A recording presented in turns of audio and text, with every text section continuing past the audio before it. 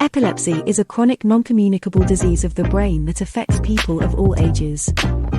Around 50 million people worldwide have epilepsy, making it one of the most common neurological diseases globally. It is estimated that up to 70% of people living with epilepsy could live seizure-free if properly diagnosed and treated.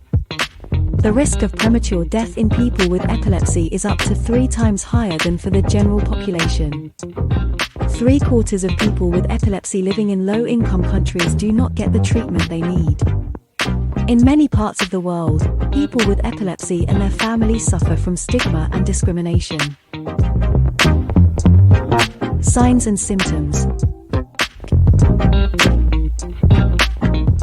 Characteristics of seizures vary and depend on where in the brain the disturbance first starts and how far it spreads. Temporary symptoms occur, such as loss of awareness or consciousness, and disturbances of movement, sensation, including vision, hearing and taste, mood, or other cognitive functions.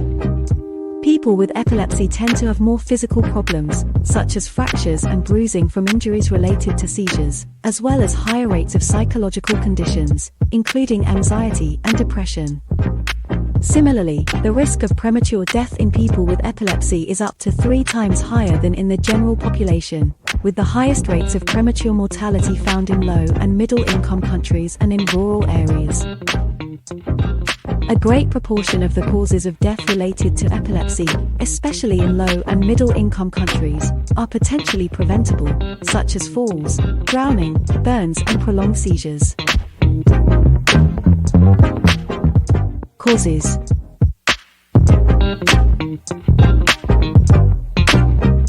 Epilepsy is not contagious.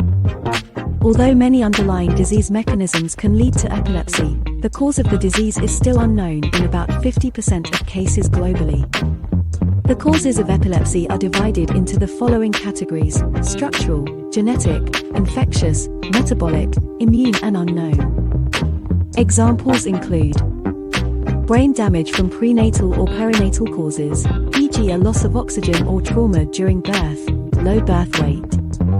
Congenital abnormalities or genetic conditions with associated brain malformations. A severe head injury. A stroke that restricts the amount of oxygen to the brain. An infection of the brain such as meningitis, encephalitis, or neurocysticercosis. Certain genetic syndromes. A brain tumor.